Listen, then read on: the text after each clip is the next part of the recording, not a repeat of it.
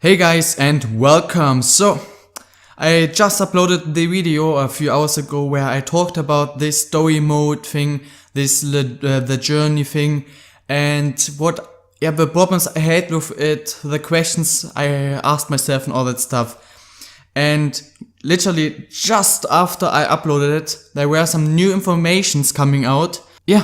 I want to make this video because in this video I can basically just answer most of these questions. So I have a nice text, a nice what's the name? I don't know the name now, but basically it really tells you all you need to know about this story mode. It's in German, so what I'm gonna do in the next few, like 2 or 3 minutes, I don't think it's long, I'm going to translate that and you will get therefore every information. So you cannot create your player, you have to play with Alex Hunter. First thing, I told you I really want to create my player. You can't do that. That is not good in my opinion. I'm sad about this.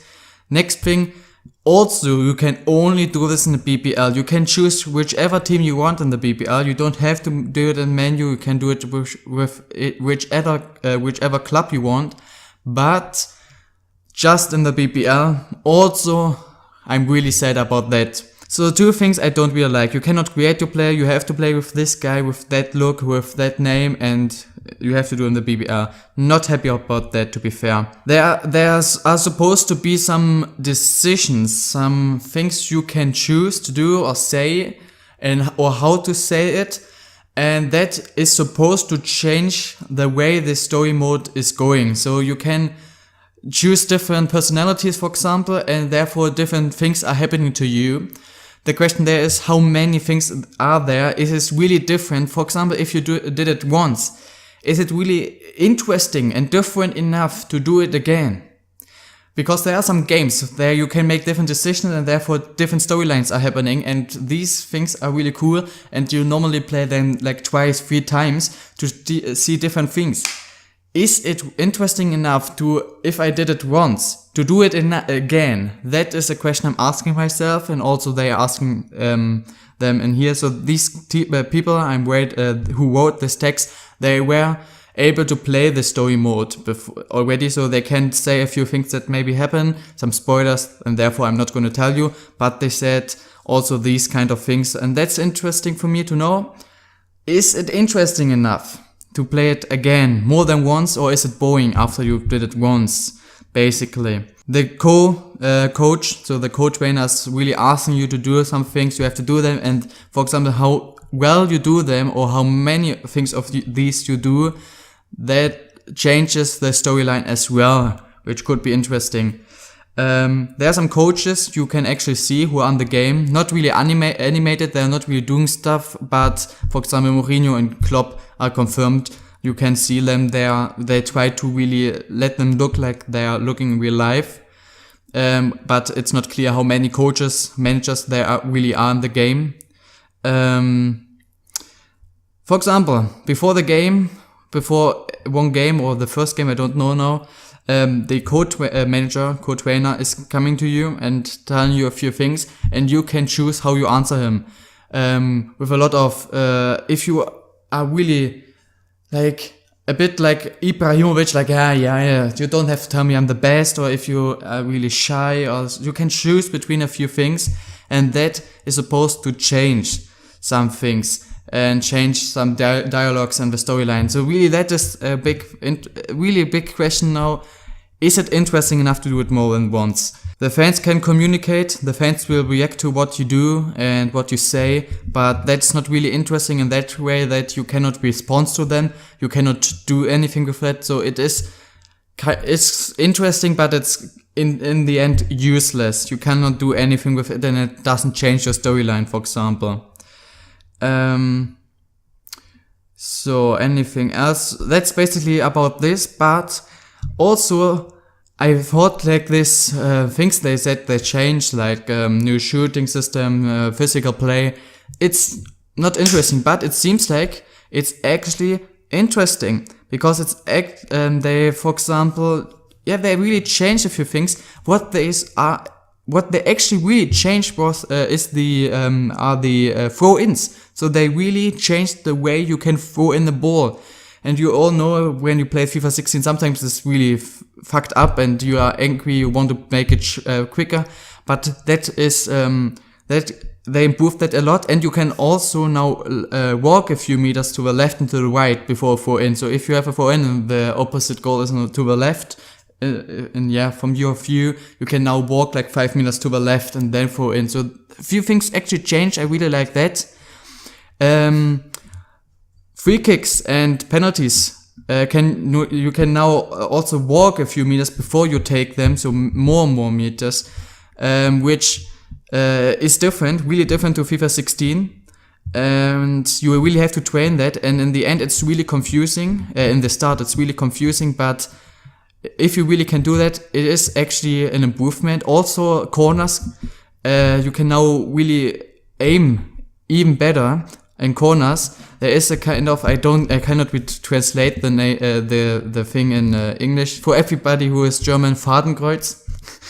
I cannot really, you can, like if you play CSGO and you have a sniper, basically, this 2 lines and something like this. I don't really know how to translate it, I can't, but something like this. You can deactivate this if you want to, but you can now really aim where you want the ball, or at least way better. I think there's like, you can aim somewhere, and then how good you are, how good your player is in corners and crossing, the better it's perfectly getting there, or it's getting a bit more to the left and the right. I think it's like this. And therefore corners, I thought you on this FIFA corners were shit, are getting improved. Also really, really good. Goalkeepers also got improved. Especially they can fall down. So for example, whenever for example crosses, then they go for the ball and then people hit them. In FIFA 16, nothing happened to them, nothing at all. Maybe they walked a few meters to the other side, but nothing happened. Now they are actually falling down, and sometimes they're actually really letting the ball down. So if they really catch the ball in the corner, but then a defender, an opposite player, is getting there and body checking a bit, he might let the ball fall down. It slips out of his hands, and that is amazing. If that really is working, it's amazing. EA said that if something like this happens, most of the time, like in real life, it is a foul. I really hope, and they say in here in the text also, they really hope it is really a foul, because otherwise there could be like the goalkeeper always letting the ball fall down, and the ref is never giving a penalty, a free kick, and they always can score. So really, really have to hope that it's really a foul if that happens. But if that is really good, and they do it in a good way, that's amazing. That is a really, really, really good thing. Anything else? The intelligence system actually seems to be really different.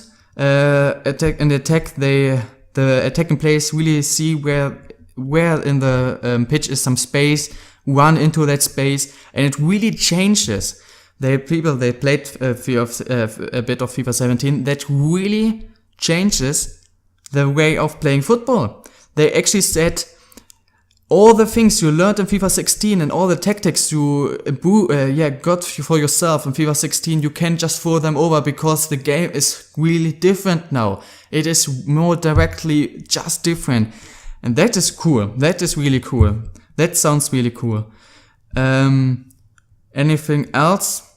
Physical play, it's actually not bad. You can of course defend the ball when you stand and not walk. But now also when you run and dribble, you can, while you run and while you dribble, can also move your body between the opposite player and the ball, and really can disturb him, the defender who is trying to get the ball. I think you know what I want to say.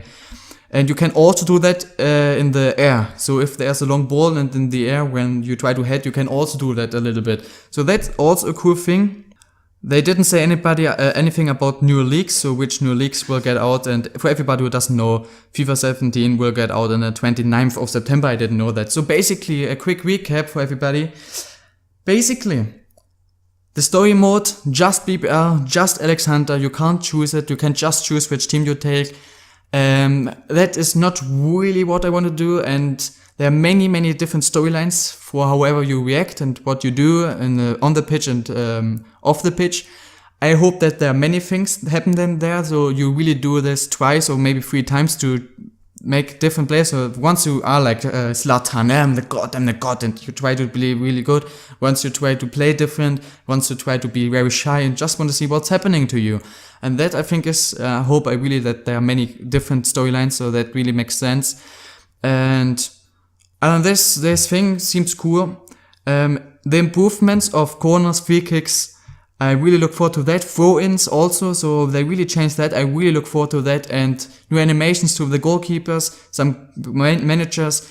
So in total, I actually have to say I don't know about the story mode. If there are really many storylines, it's cool. Otherwise, I'm quite unhappy. But the other things I told you in the last video, I think they are not really big, seem to be actually amazing. So wow, now I have to say now I'm really hyped. Especially because of the improvements of the changes of the gameplay, not really about the story mode thing, but now I have to say for the first time I'm really hyped about and for FIFA 17. So guys, that's just what I wanted to tell you real quick. I hope you enjoyed this video. Again, tell me your opinions in the description, and other than this guys, have an amazing day. I will see you tomorrow, and bye guys.